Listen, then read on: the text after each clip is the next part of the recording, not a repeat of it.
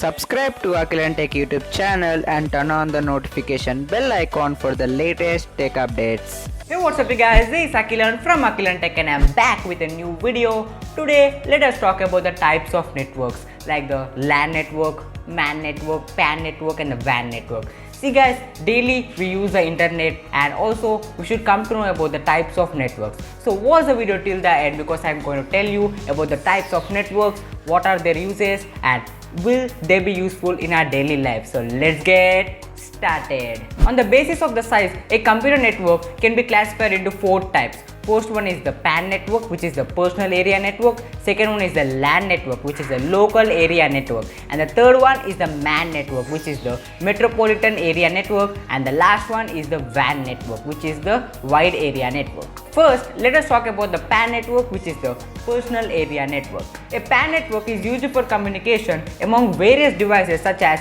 printers, mobile devices, fax machines and printers available closely to an individual user. The devices in the PAN network are connected maybe through the wire, also maybe wireless. In both cases, the PAN network is connected. Next, let us talk about the LAN network, which is the local area network. A LAN network is a connection of computers and associated devices among a particular place. See guys, in tutorial centers, we'll find so many computers connected to a single computer, and that single computer is known as the server, and these all computers are known as clients. I'll shortly make a dedicated video on the servers and clients. So if you want to watch that video, make sure that you are subscribed to AkhilanTech YouTube channel and you turn on the notification bell icon. Typically, a LAN network occupies a small area. Either it may be the small house or the small building. This LAN network is operated or owned by a single organization or a single person. In this type of LAN network, the speed of data transfer is comparatively high when we compare with the other type of networks. Now, let us talk about the MAN network, which is the metropolitan area network. A MAN network is a computer network that extends to a campus of large organizations such as the universities or covering the entire city. This MAN network includes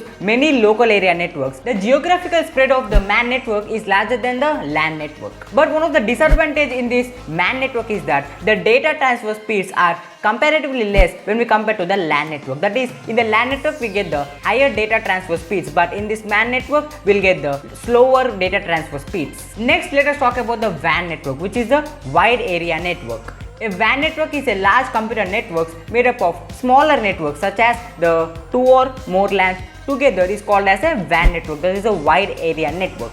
The world's famous and largest wide area network is called the internet. Yeah.